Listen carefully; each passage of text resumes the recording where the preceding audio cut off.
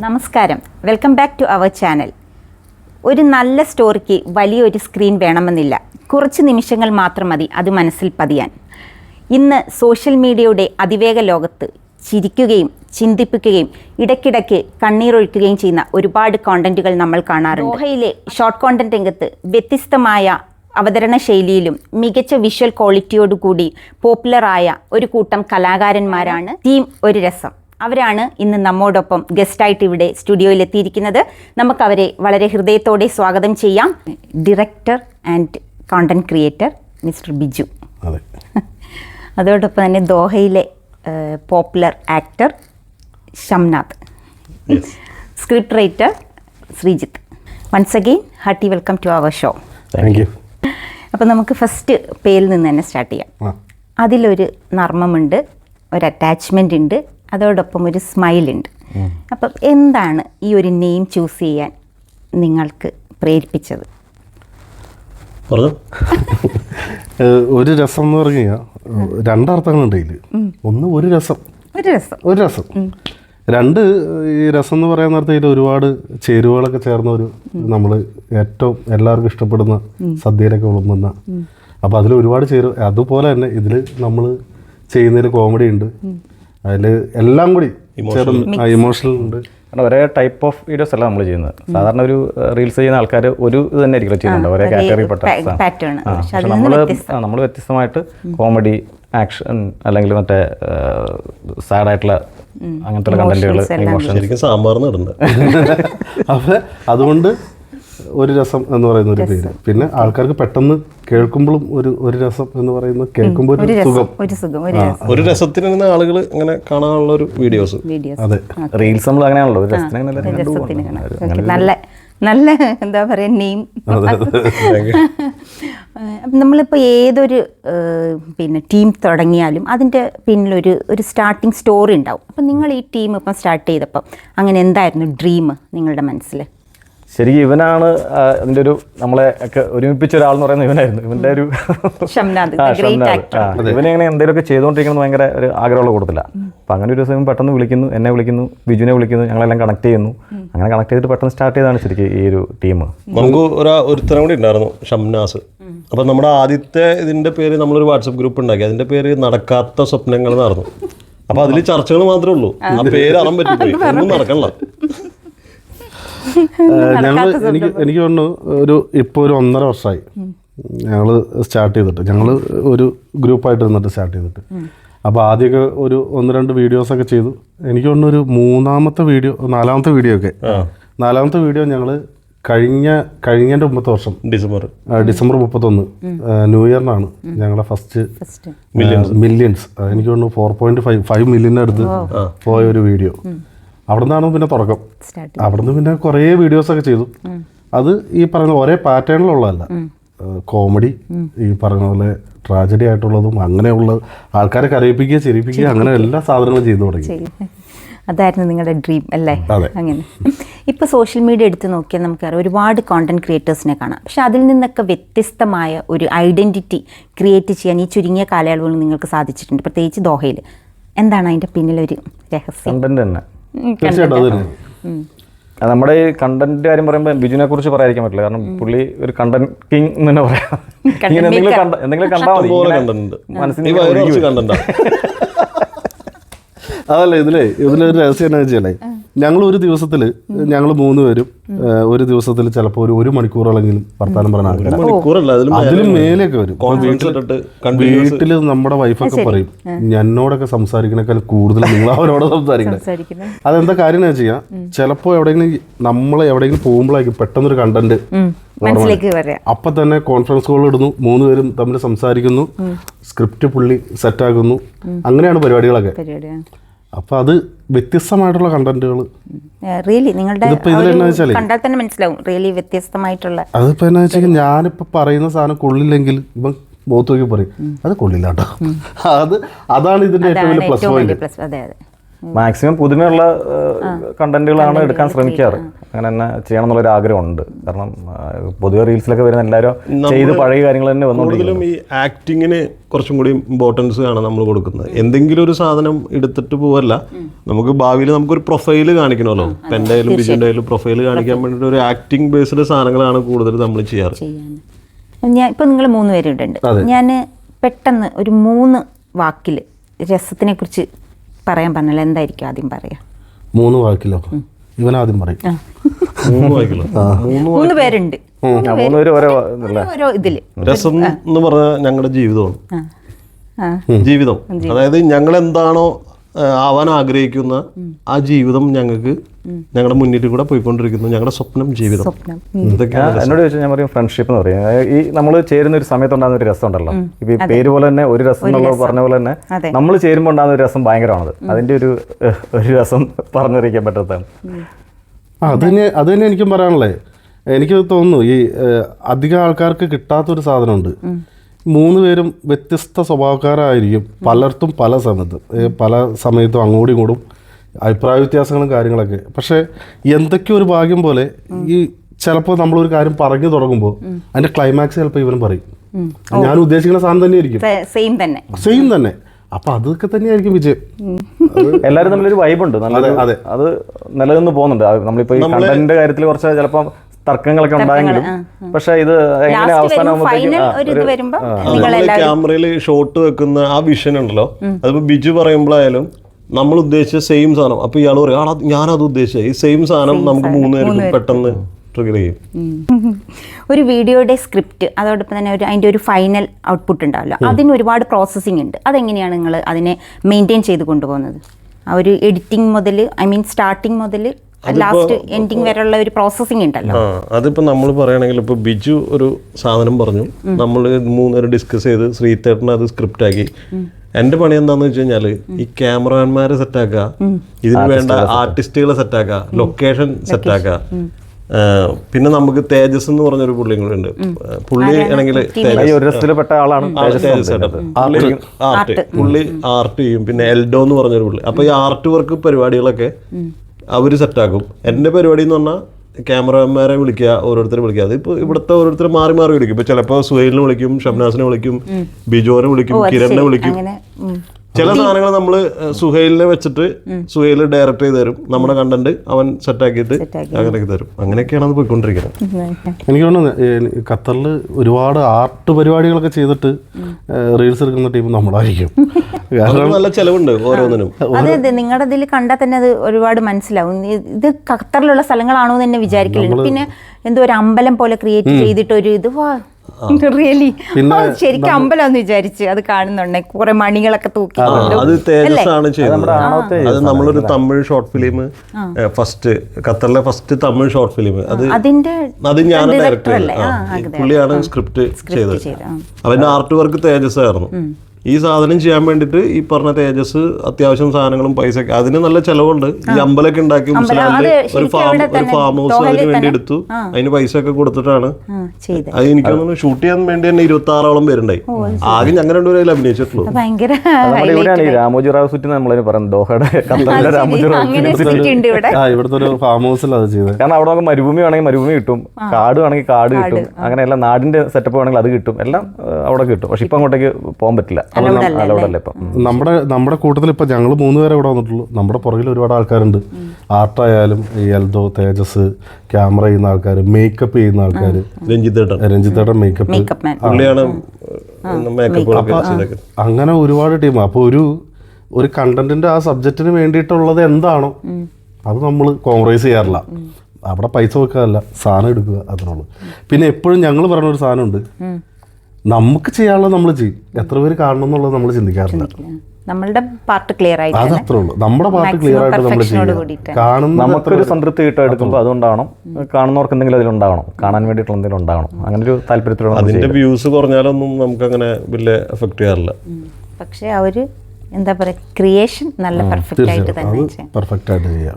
നിങ്ങളുടെ ടീമിൽ best story teller ആരാ? നേരത്തെ പറഞ്ഞു ബിജു ആണെന്ന് പറഞ്ഞു. അപ്പൊ ബിജുവിനോട് തന്നെ ചോദിക്കാം, അത് എങ്ങനെയാണ് ഇങ്ങനെ കഥകൾ ഇങ്ങനെ മനസ്സിൽ വരുന്നത്? അങ്ങനെ ഉണ്ടാവല്ലോ, നമ്മൾ ഈ കഥ എഴുതുന്ന ആൾക്കാർ പറയുമല്ലോ, ഞാൻ ഇങ്ങനെ ഇരിക്കുന്നപ്പം അല്ലെങ്കിൽ ഇങ്ങനെ പോയപ്പം അപ്പോൾ അതിന് അതിനൊരു പ്രത്യേകമായിട്ട് ടൈം കണ്ടെത്തുവോ അല്ലെന്നുണ്ടെങ്കിൽ ഇങ്ങനെ ജേർണി ചെയ്യുന്ന കൂട്ടത്തിൽ തന്നെ വരുന്നതാണോ? ഞാൻ എഴുതാറില്ല, എനിക്ക് എഴുത്ത് ഭയങ്കര മടിയുള്ള ഒരാളാണ്. അറിയില്ല. അപ്പോൾ എഴുത്തും വായന അറിയില്ലാത്തതുകൊണ്ടല്ല, എനിക്കത് ഭയങ്കര മടിയാണ്. ഈ കണ്ടന്റ് ഉണ്ടാവുക എന്ന് പറയുക അത് യാത്രകളിലാണ്. ഇപ്പോൾ ഇങ്ങോട്ട് വന്ന വഴി പുള്ളിയുടെ അടുത്തൊരു കണ്ടന്റ് തീർത്തുള്ളൂ. അപ്പോൾ അത് ഓരോ ദിവസങ്ങളിൽ നമ്മുടെ തോന്നുന്ന ഒരു സാധനമാണ്. പക്ഷെ എനിക്കുള്ള ഒരു ഗുണം എന്നാ ചെയ്യാം, എന്താ കഴിക്കണേ ഭക്ഷണം, ഓർമ്മശക്തി കൂട്ടല്ലേ, ചോറ്. ഈ നമ്മള് എനിക്ക് എന്ന് പറഞ്ഞു കഴിഞ്ഞാൽ ഞാൻ ഒരു സാധനം കണ്ടു കഴിഞ്ഞാൽ ഫുൾ സ്ക്രിപ്റ്റ് പോലെ തന്നെ അതിന്റെ ഡയലോഗ് തുടക്കം തൊട്ട് അവസാനം വരെ പറയാനായിട്ട് ഭയങ്കര ഇഷ്ടമാണ്. അത് എനിക്ക് ആ ഒരു സ്റ്റോറി അങ്ങനെ തന്നെ മൊത്തം ഞാൻ പറയും. അതെന്താ വെച്ചിട്ടുണ്ടെങ്കിൽ ബിജു പറയുമ്പോൾ അത് ഭയങ്കരമായിട്ട് ആസ്വദിച്ചിട്ടാണ് പറയാ, പുള്ളി തന്നെ ആസ്വദിച്ചിട്ടാണ് അത് പറയാ. അപ്പൊ അത് കേൾക്കുന്നവർക്ക് ആ ഒരു ഫീലിംഗ് കിട്ടും. അതാണ് ഒരു രസം. അതാണ് ഒരു രസം. ഇപ്പം സോഷ്യൽ മീഡിയയിലൊക്കെ കേൾക്കാം ഒരുപാട് നെഗറ്റീവും പോസിറ്റീവും ആയിട്ടുള്ള കമന്റ്സുകളും ഒക്കെ. അതിനെങ്ങനെയാണ് നിങ്ങൾ നേരിടുന്നത്? നെഗറ്റീവ് കമന്റ്സ് നമുക്ക് അങ്ങനെ വരാറില്ല.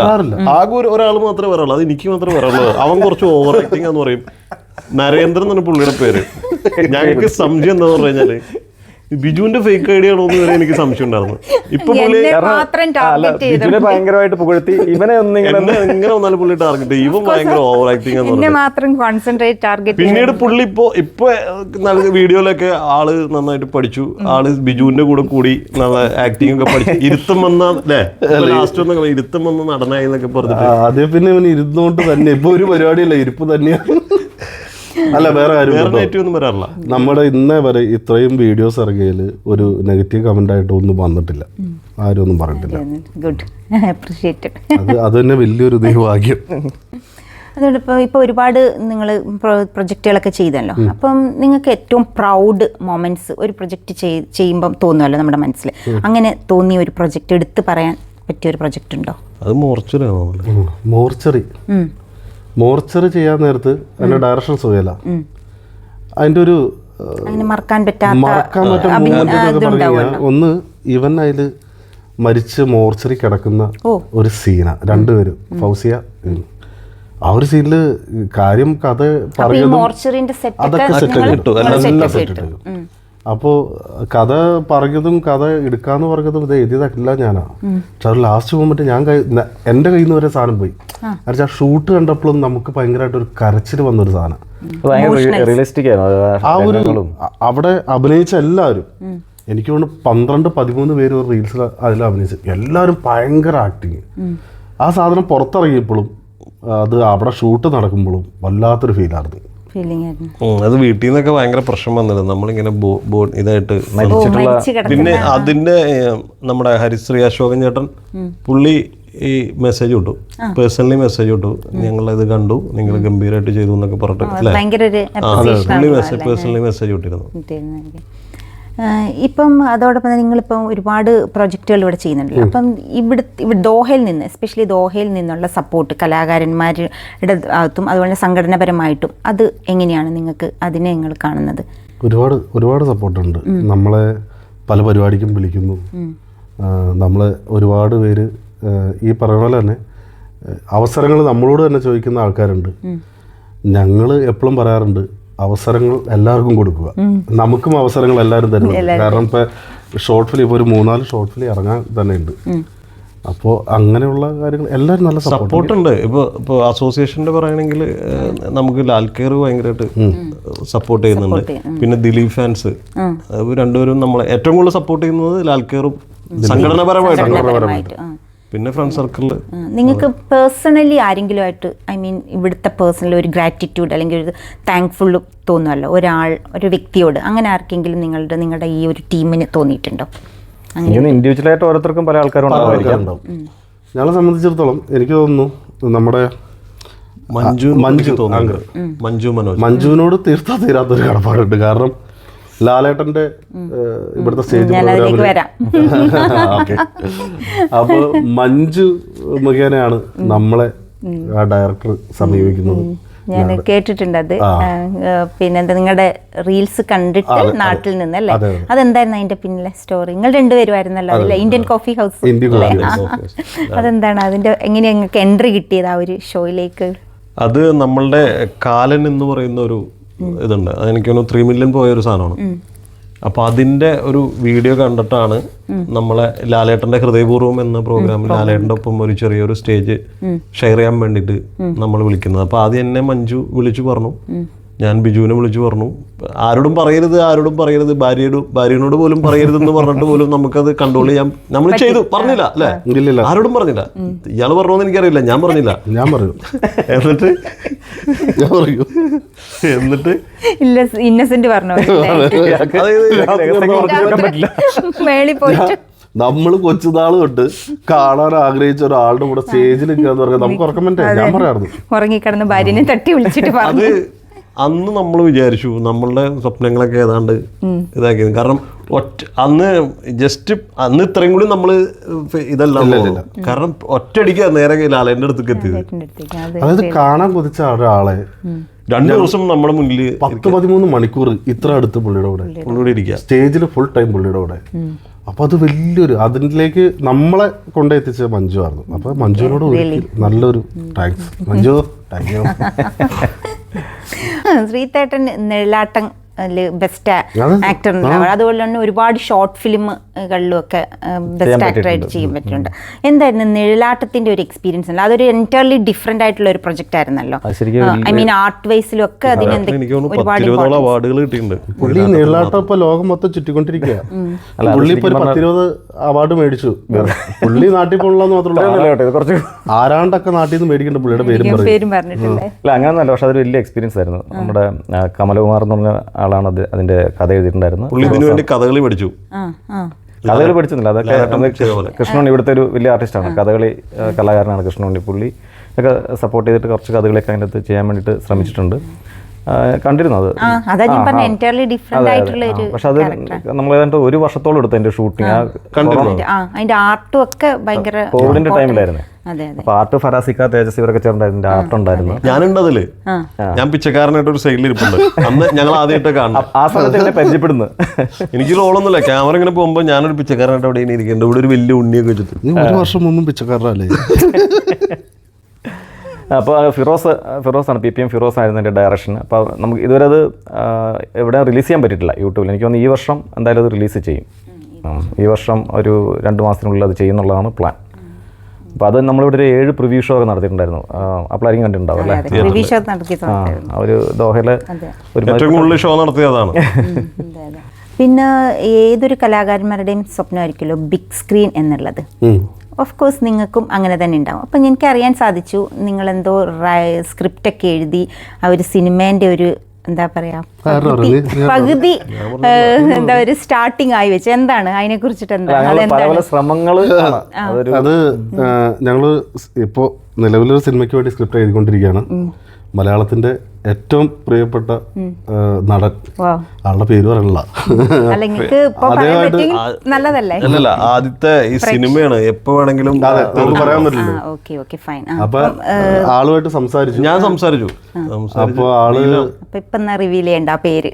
സെപ്റ്റംബറിൽ ആള് വരാന്നും നമ്മുടെ കഥ കേൾക്കാന്നും പറഞ്ഞിട്ടുണ്ട്. അപ്പൊ അതിന്റെ സ്ക്രിപ്റ്റ് വർക്കും കാര്യങ്ങളൊക്കെ നടന്നുകൊണ്ടിരിക്കുന്നു. നിങ്ങൾ ഡ്യൂട്ടീൻ്റെ ഇടയ്ക്കാണല്ലോ ഈ പ്രൊജക്റ്റുകളൊക്കെ ചെയ്യുന്നത്. അപ്പൊ എങ്ങനെയാണ് നിങ്ങളുടെ ഫാമിലി സപ്പോർട്ടും അതോടൊപ്പം നിങ്ങളുടെ ടൈം കൺസ്യൂമിങ് ഒക്കെ? ഗംഭീര സപ്പോർട്ടല്ലേ ഇതേ പുള്ളി. അല്ല, അങ്ങനെ കുഴപ്പമൊന്നുമില്ല, പ്രശ്നമൊന്നുമില്ല. നമ്മള് ഇത് മാനേജ് ചെയ്ത് കൊണ്ടുപോലെ കുറച്ചൊരു പാടാണ്. ഈ പറഞ്ഞ പോലെ നമുക്ക് ജോലി, വീട്, ഷൂട്ട് എല്ലാം കൂടെ മാനേജ് ചെയ്ത് കൊണ്ടുപോലെ കുറച്ച് പാടാണ്. എന്നെ ഏറ്റവും കൂടുതൽ സപ്പോർട്ട് ചെയ്യണം എൻ്റെ ഭാര്യ. എന്ത് വേണം ചെയ്തു, എത്രയും പെട്ടെന്ന്. എന്നെക്കാളും ആഗ്രഹമാണ് അവൾക്ക് ഞാൻ ഒരു നടനാവണം. ഇങ്ങനെയൊക്കെ പറഞ്ഞില്ലെങ്കിൽ പ്രശ്നമാണ്. അതുകൊണ്ടാണ് നമ്മളെ കാര്യത്തിൽ ഇപ്പൊ അവരുടെ സപ്പോർട്ടിലേക്ക് നമുക്ക് ഇതുപോലെ ഒന്നും ചെയ്യാൻ പറ്റില്ല. അപ്പൊ നമ്മള് ഈ പറയുന്ന പോലെ സമയം കണ്ടെത്തി ഷൂട്ടിന് പോകുന്നിടത്ത് ഇവര് നോള പറഞ്ഞിട്ടാ ഷൂട്ടിന് തന്നെ വരാം രണ്ടുപേരും. നിങ്ങളുടെ ഫണ്ണാണ്. നിങ്ങളുടെ ടീമില് സെറ്റിൽ ആരാണ് ഒരു കോമഡി സ്റ്റാർ? അങ്ങനെ ഒരാൾ ഓൾവേസ് ബിജുവിനെയാണല്ലോ പറയുന്നത്. അതാക്കണതേ ഇവർ രണ്ടുപേരും ഭയങ്കര രസം കേട്ടോ. ഇവർ രണ്ടുപേരും ഭയങ്കര അങ്ങോട്ടും ഇങ്ങോട്ടും ഭയങ്കര കൗണ്ടറൊക്കെ അടിച്ച് എപ്പോഴും. അതുകൊണ്ട് ഒരു നമ്മുടെ അറിയോ, ഞങ്ങളുടെ കൗണ്ടറിൽ ഞങ്ങൾ മാത്രമേ ചിരിക്കുള്ളൂ. ഞാനും ചിരിക്കില്ല. അത് ഷോട്ടിന്റെ സമയത്താണ്. ഇപ്പൊ ബിജുവിന് ഒരു ഇമോഷണൽ ഷോട്ട്, ബിജു ഭയങ്കരമായിട്ട് മുഖമൊക്കെ ഇങ്ങനെ പിടിച്ച് മധുവിന്റെ ഒക്കെ മാതിരി അഭിനയിക്കാൻ വരുമ്പോ നമ്മളപ്പുറത്ത് നിന്നിട്ട് കളിയാക്കുമ്പോ ആ സാധനം അങ്ങോട്ട് പോകും. ബിജുവിന്റെ ഞാൻ ഈ അടുത്തൊരെണ്ണം കണ്ട്, സത്യന്റെ റിയലി ഇട്ടോ, അത് ശരിക്കും പഴയ സത്യൻ സാറിന്റെ ഓർമ്മ വന്ന് അതൊന്നും എടുക്കാൻ പറയല്ലേ. അല്ല അത് ഞാൻ പറയുന്നുണ്ട്, അതിൽ ഉമ്മറായിട്ട് ഞാൻ കേട്ടോ. അത് നിങ്ങൾ രണ്ടുപേരും മനസ്സിലായില്ല. ശ്രീജിത്തേട്ടനും ബിജുവേട്ടനും രണ്ടുപേരും എന്താ പറയാ മിമിക്രി കലാകാരന്മാരാണ്. അപ്പൊ നമ്മുടെ വ്യൂവേഴ്സിന് രണ്ടുപേരും എന്തെങ്കിലും ഒരു ചെറിയ കോൺട്രിബ്യൂഷൻ,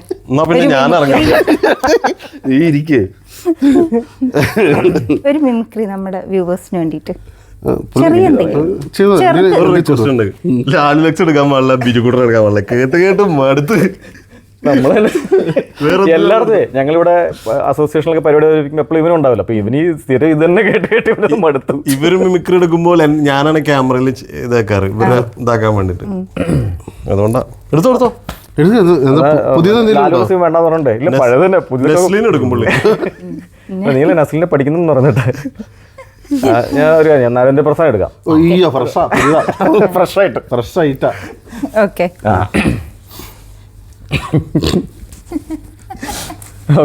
ഓക്കെ എടുത്തോ. 14 കൊല്ലമായി അക്കരക്കാവിൽ ഉത്സവം മുടങ്ങിയിട്ട്. അതുവരെ അപ്പനെ ഇടം കണ്ടു കാണിമംഗലം കോലത്തിന്റെ നാശം. കാണിമംഗലം കോലം വാങ്ങാൻ വന്നവൻ അവനിവിടെ വരും, ചാത്തന്മാർ അവനെ ഇവിടെ കൊണ്ടുവരും.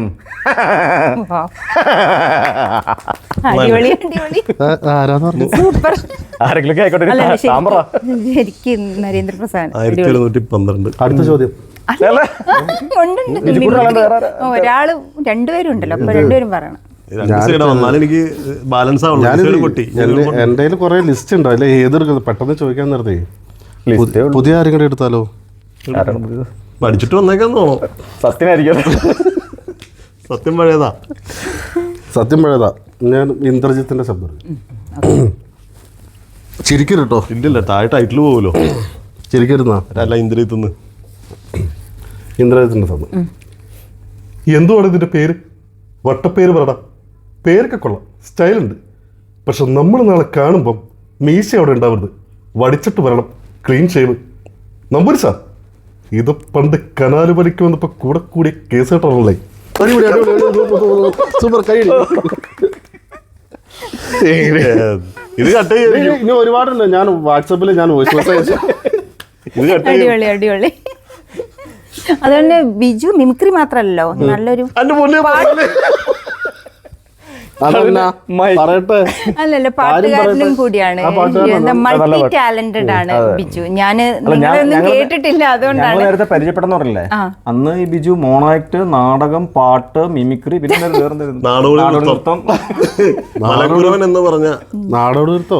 ഞാൻ ബിജുവിനെ ഫസ്റ്റ് കാണുന്നത് ലാൽക്കേറിന്റെ ഒരു പ്രോഗ്രാമിന് വെച്ചിട്ടാണ്. ഏതാണ് പറയുന്നത്, നരൻ സിനിമയിലെ പാട്ട് അടിച്ച് തകർത്ത് പാടിയ പാട്ട്. അതാണ് ഇയാളുടെ ഒരു ഫാസ്റ്റ് നമ്പർ ഉള്ളത്. പിന്നുള്ളത് മൗനോ. ഫാസ്റ്റ് മൗനോ, തുല്യ ബാലൻസിങ്. ഇതെന്നാന്ന് വെച്ച് കഴിഞ്ഞാൽ ഇവനെ പാടാൻ അറിയില്ലാത്തതിന്റെ ഒരു ചെറിയൊരു പ്രശ്നമുണ്ട്. ഒരു രണ്ടുപേര് ആരിവനാ? ഞാൻ പാടും, അവനെ കൊണ്ട് ഇവനും പാടും കേട്ടോ. ഷംനാദ് പാടും, ഇവൻ സൂപ്പറായിട്ട് പാടും. എന്നാ ഷംനാദ് ആദ്യം പാടട്ടെ, എന്നിട്ട് ഞാൻ പാടാം. आपकी नज़रों ने समझा प्यार के काबिल मुझे, दिल की ये धड़कन ठहर जा, मिल गई मंजिल है तू, आपकी नज़रों ने समझा.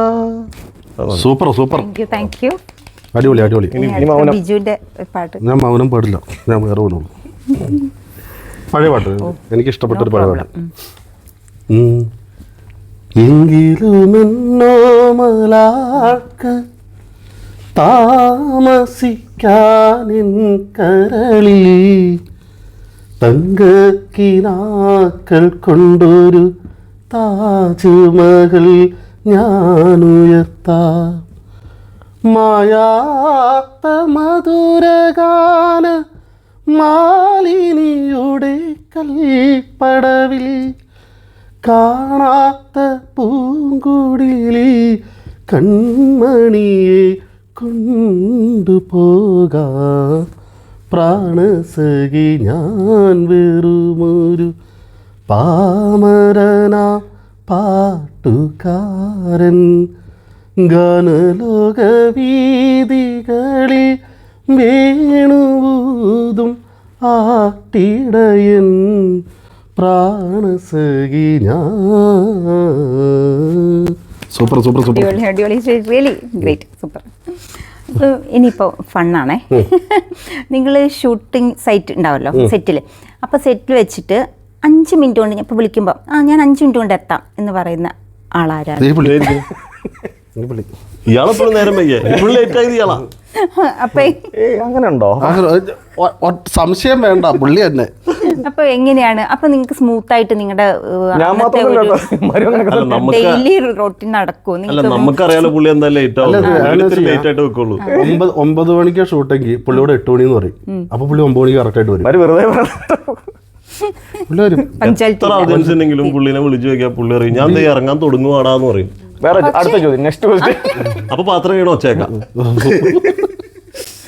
അതുകൊണ്ട് റീടേക്ക് ഏറ്റവും കൂടുതൽ എടുക്കുന്നത് ആരാണ്?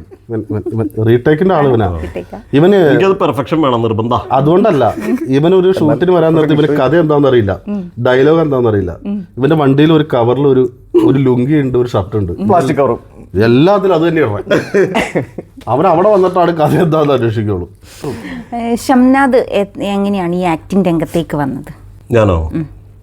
ഞാന് കോളേജിൽ പഠിക്കുമ്പോഴോ? കോളേജിൽ പഠിക്കുമ്പോൾ ഒക്കെ ഉണ്ട്. അല്ലാതെ ഞാൻ ഇവിടുന്ന് 2015 ഖത്തർ നിർത്തിയിട്ട് സിനിമ കയറാൻ വേണ്ടി അവിടെ നിന്ന് പോയതാ. അവിടെ ചെന്നിട്ട് കുറെ ഓഡിഷനൊക്കെ പങ്കെടുത്ത് കുറച്ച് കിട്ടിയില്ല. എന്നിട്ട് ഞാൻ തിരിച്ചു ഇവിടെ വന്നു. വീണ്ടും അവിടെ നിന്ന് കയറ്റി വിട്ടു എന്നെ ഇങ്ങോട്ട് പണിയെടുക്കുന്ന് പറഞ്ഞിട്ട് വീട്ടിൽ നിന്ന് കയറ്റി വിട്ടു. എന്നിട്ട് ഞാൻ ഇവിടെ വന്നിട്ട് ഇവിടെ ഒരു ഷാഫിക്കാടെ ഒരു മണൽ പക്ഷികൾ എന്ന് പറഞ്ഞിട്ട് ഒരു മൂവിയിൽ ഓഡീഷൻ ചെയ്തിട്ട് ഞാൻ എയർപോർട്ടിൽ നിന്ന് അന്ന് ഇറങ്ങി പിറ്റേ ദിവസമാണ് ഈ ഓഡീഷൻ അറിയുന്നത്. ഞാൻ അന്ന് തന്നെ ഓഡീഷൻ അറ്റൻഡ് ചെയ്ത് വീണ്ടും ഇവിടെ അതിൽ കയറി. അങ്ങനെയാണ് എൻ്റെ ഇത്. ഞാൻ 2 സിനിമയിൽ അഭിനയിച്ചിട്ടുണ്ട്. പക്ഷെ അതിൽ സൈഡിൽ ഈ പറഞ്ഞ പാസിംഗ് റോളാണ് കൂടുതൽ. സിനിമയൊക്കെ ഇറങ്ങിയിട്ടുണ്ട് സൈഡിൽ കൂടെ. അത് കാറൽ മാക്സ് എന്ന് പറഞ്ഞൊരു പടമുണ്ട്. പിന്നെ മറ്റേ ഇവന്റെ ഒരു പടം അപ്പാനി രവിയുടെ ഒരു ചെറിയൊരു ഒക്കെ സൈഡിൽ കൂടെ. ഇനി അടുത്ത റാപ്പിഡ് ഫയർ സെഗ്മെന്റ് ആണ്. അപ്പം എന്താ പറയാ, ഉത്തരത്തിനോടൊപ്പം തന്നെ ഒരു റീസൺ ഉണ്ടാവില്ല, അതും വേണം മസ്റ്റായിട്ട്. ഓക്കെ, സെറ്റിലെ ആരാണ് പ്രാങ്സ്റ്റർ?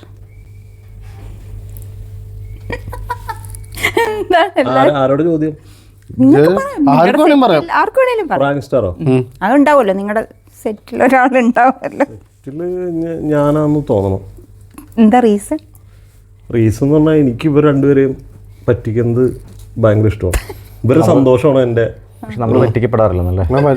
അവനത് അങ്ങനെ തോന്നും, പറ്റിക്കണ്ടാവില്ല. പറ്റിച്ചു എന്നൊരു മനസ്സുഖം. അതാണ് അവരൊരു സുഖം കിട്ടാൻ വേണ്ടി നമ്മൾ പറയില്ല, നമ്മൾ അംഗീകരിച്ചു തരും. അംഗീകരിച്ചു കൊടുക്കും, അത്രേ ഉള്ളൂ. ഓക്കെ, ഡയലോഗുകൾ മറക്കുന്നത് ആരാണ്? അയ്യോ, പുള്ളിയാണ് ഇത് എഴുതി കൊണ്ടുവരാ. എല്ലാം ഞാൻ നേരത്തെ ബിജു പറഞ്ഞില്ലേ, എനിക്ക് ഡയലോഗ് അറിയില്ല, കഥ എന്താണെന്ന് അറിയില്ല. ഇവര് പറഞ്ഞ മാതിരി ഞാൻ പോയി ചെയ്യും. ഇതൊക്കെ എഴുതി കൊണ്ടുവന്ന ആളുക ഇയാൾക്കണി ഓർമ്മയുണ്ടാവില്ല. ഈ ഡയലോഗ് എന്ന് പറയാൻ നേരത്തെ പുള്ളി മറന്നു പോണേ നീട്ടുള്ള സാധനമൊന്നുമല്ല, ഒറ്റ വാക്കിക്കാ മറന്നു. 30 ടേക്കൊക്കെ പോയിട്ടില്ലേ അളിയാ? എല്ലാവർക്കും സംഭവിക്കില്ല, എല്ലാവർക്കും ഒന്നുമില്ല. ഡയലോഗ് മാറിപ്പോവും. പിന്നെ പ്രഷർ, ലാസ്റ്റ് കുറച്ച് ഉപ്പൊക്കെ, പ്രായത്തിന്റെ ഓർമ്മശക്തി, പിന്നെ പ്രഷറൊക്കെ ഉപ്പ്. അടുത്ത ക്വസ്റ്റ്യൻ. സെറ്റിൽ വന്നാൽ ഡെഡിക്കേഷൻ ആയിട്ട് പ്രൊജക്റ്റിൽ വെയിറ്റ് ചെയ്യാണ്ട് നിൽക്കാണ്ട് സെൽഫിക്ക് പോസ് ചെയ്യുന്ന ആളാണ് പുള്ളിയുടെ എല്ലാ ദിവസം ഇത് നോക്കിച്ച് സ്റ്റാറ്റസ് നോക്കി അറിയാൻ പറ്റും. ആണ് പിന്നെ സെൽഫി ഭ്രാന്തനാ. പിന്നെ സെൽഫി ഭ്രാന്തനവൻ ആണല്ലേ? ഇഷ്ടം കൊണ്ടാണോ? അല്ല, സെൽഫി എടുക്കുമ്പോൾ നമുക്കൊരു സന്തോഷമുള്ളൂ. സെൽഫ് റെസ്പെക്ട്, നമ്മളെ മാർക്കറ്റ് ചെയ്യുക എന്നൊക്കെ പറഞ്ഞ ഒരു പരിപാടി. അത് ഇൻസ്റ്റ സജീവമായിട്ട് നിലനിർത്തുക. ഞങ്ങളുടെ ഈ കൂട്ടത്തില് ഇൻസ്റ്റയില് വളരെ സജീവമായിട്ട് നിൽക്കുന്ന പുള്ളി മാത്രമേ ഉള്ളൂ. ഞങ്ങൾ അത്രയും അങ്ങോട്ട് ഇൻസ്റ്റയില് എല്ലാ ദിവസവും ഫേസ്ബുക്കാ മാറിയിട്ടില്ല. ഫേസ്ബുക്ക് അല്ല, ഫേസ്ബുക്കും ഇൻസ്റ്റ ഒന്നുമില്ല. ഇയാള് ഫുൾ സോഷ്യൽ മീഡിയയിൽ എങ്ങനെ സജീവമായിട്ട് നിൽക്കണമെന്ന് ആഗ്രഹിക്കുന്നതാണ്. ഏറ്റവും പെർഫെക്ഷനിസ്റ്റ് ആരാണ്? ഞാൻ സ്വയം. പറയാത്ത തന്നെ ഞങ്ങക്ക് സംശയം. റീസൺ അത് എന്നെ റീസൺ പറഞ്ഞു കൊടുക്കടാ. പെർഫെക്ഷൻ അല്ലേ? അങ്ങനല്ല, ഒരു ആക്ടിങ്ങിലാണോ? ആക്ടിങ്ങിലാണ്. ആക്ടിങ്ങില് മൊത്തത്തിൽ അല്ല അങ്ങനെ Full overall, I reel mean- എടുക്കുമ്പോൾ അത് ഏറ്റവും നന്നായിട്ട് വരണമെന്ന് ഇയാൾക്ക് ഇപ്പൊ ഇതെങ്ങനെ പോട്ടെ നമ്മൾ വിചാരിക്കുന്ന സമയത്ത് അങ്ങനെ പോകണ്ട എന്നുള്ള ഇതിൽ ഷൂട്ടിന് വരുമ്പോഴൊക്കെ കറക്റ്റ് ആയിട്ട് ഡേ ഒക്കെ ചെയ്ത് നല്ല മേക്കപ്പ് ചെയ്ത് ക്രീമൊക്കെ തേച്ചിട്ട് പെർഫെക്ഷന്റെ കാര്യത്തിൽ ബിജു ഒക്കെയാ. അതല്ല ഉദ്ദേശിച്ചേ. അതല്ല ഉദ്ദേശിച്ചത്. ഞാൻ നന്നായിട്ട് ശരിക്കുള്ള പണിയെടുക്കണ answer ഞാൻ ആരാ? പറഞ്ഞു വന്നതാ, അപ്പൊ മാറ്റി. പണിയെടുക്കണ ആരാന്ന് ചോദിച്ചേ. അടുത്ത ചോദ്യം ചോദിക്കും. അടുത്ത ചോദ്യം പറട്ടെ. നിങ്ങൾക്ക് രസകരമായ മൊമെന്റ്സ് ഉണ്ടാവല്ലോ. പിന്നെ അതേ ഉള്ളൂ. അപ്പോൾ അതിനെ വിമർശിക്കുന്ന ഉണ്ടോ? ഐ മീൻ എന്തെങ്കിലും ഒരു തെറ്റ് കണ്ടു കഴിഞ്ഞാൽ പെട്ടെന്ന് എടുത്തു ചാടിയിട്ട് അത് ചെയ്ത് നമ്മുടെ കൂട്ടത്തിലോ? നിങ്ങളുടെ ഇതില് അങ്ങനെ എല്ലാരും ഭയങ്കര എന്ത് ചെയ്താലും സപ്പോർട്ട് ചെയ്യാൻ.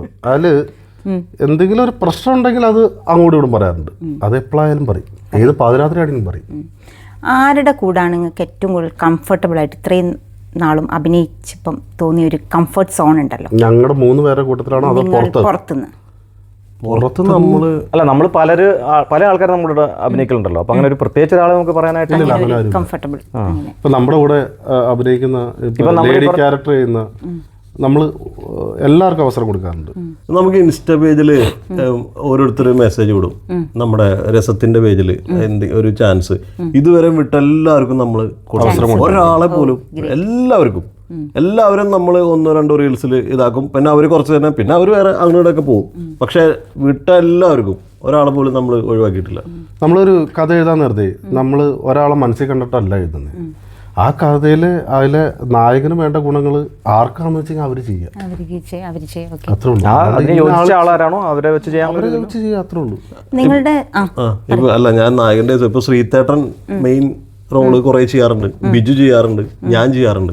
അപ്പൊ ബിജു ചെയ്യുമ്പോൾ ചിലപ്പോൾ ഞങ്ങൾ ഒരു ഇതായിരിക്കും, ഞാൻ ചെയ്യുമ്പോൾ ഇവർ രണ്ടുപേരായിരിക്കും ചെറിയൊരു സാധനം. അപ്പം ഏത് കാറ്റഗറി എടുത്താലും നമുക്ക് അത് മെയിൻറ്റെയിൻ ചെയ്ത് പോകാൻ പറ്റും. പിന്നെ വെച്ചാൽ ഒരു കഥയിൽ എപ്പോഴും 4 പേരാണെങ്കിൽ 4 പേര്, 3 പേരാണെങ്കിൽ 3 പേര്, അവർക്ക് തുല്യമായിട്ട് അതിന് പ്രസക്തിയുള്ള സാധനങ്ങളായിരിക്കും ഡയലോഗും കാര്യങ്ങളെല്ലാം. അത് നിങ്ങളുടെ പ്രൊജക്റ്റിൽ വേറെ കണ്ട് ഒരുപാട് കുട്ടികൾ ചെറിയ ടാലൻറ്റഡ് ആയിട്ടുള്ള ഐ മീൻ അപ്കമിങ് ആയിട്ടുള്ള മക്കൾക്ക് ഒരുപാട് ചാൻസ് കൊടുക്കാണ്. എങ്ങനെ അതൊരു ഭയങ്കര ഒരു ഇതല്ലേ, എന്താ പറയുക, ഒരു ടാസ്ക് എന്ന് തന്നെ പറയാമല്ലോ. ചെറിയ കുട്ടികളെ പറഞ്ഞു കൊടുത്തവർ ക്യാമ അതിനെ എങ്ങനെയാണ് ഡയറക്ടർ എന്നുള്ള കാണുന്നത്? അല്ല ഇതിലേ ഒരു ഞങ്ങളിപ്പോൾ ലാസ്റ്റ് ഒരു കോമ്പറ്റീഷന് വേണ്ടിയിട്ട് ഇവിടുത്തെ ഒരു അമ്മയ്ക്ക് ചാൻസ് കൊടുത്തു. എനിക്ക് തോന്നുന്നു അമ്മ ആദ്യമായിട്ടാണ് ചെയ്യുന്നത്. ഗംഭീരമായിട്ട് ചെയ്തു. നല്ല അഭിപ്രായമായിരുന്നു കിട്ടിയത്. അത് 6 മണിക്കൂർ ഷൂട്ട് ചെയ്തു. 6 മണിക്കൂർ നമ്മൾ ഷൂട്ട് ചെയ്തു. അപ്പം എന്താണെന്ന് വെച്ച് കഴിഞ്ഞാൽ നമ്മൾ ഒരാളെ മനസ്സിൽ കാണാൻ നേരത്ത് അതെങ്ങനെയെങ്കിലും നമ്മൾ ചെയ്യിപ്പിച്ചെടുക്കുക എന്നുള്ളത്. പിന്നെ പിള്ളേരെ കഴിച്ചിട്ടുള്ള നമുക്ക് അത്ര ബുദ്ധിമുട്ടൊന്നും വന്നിട്ടൊന്നുമില്ല. നമ്മൾ പറയുന്ന പോലെ ചെയ്യുന്ന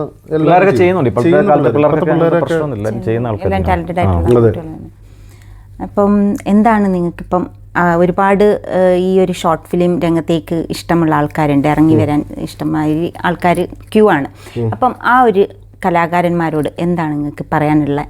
ഒരു മുതിർന്ന നിങ്ങൾ കുറേ ഇങ്ങനത്തെ റീൽസുകളൊക്കെ ചെയ്ത് എക്സ്പീരിയൻസ്ഡ് ആയിട്ടുള്ള ആൾക്കാരാണ്. അപ്പം പുതിയ ന്യൂ ജനറേഷനോട് എന്താണ് നിങ്ങൾക്ക് പറയാനുള്ളത്?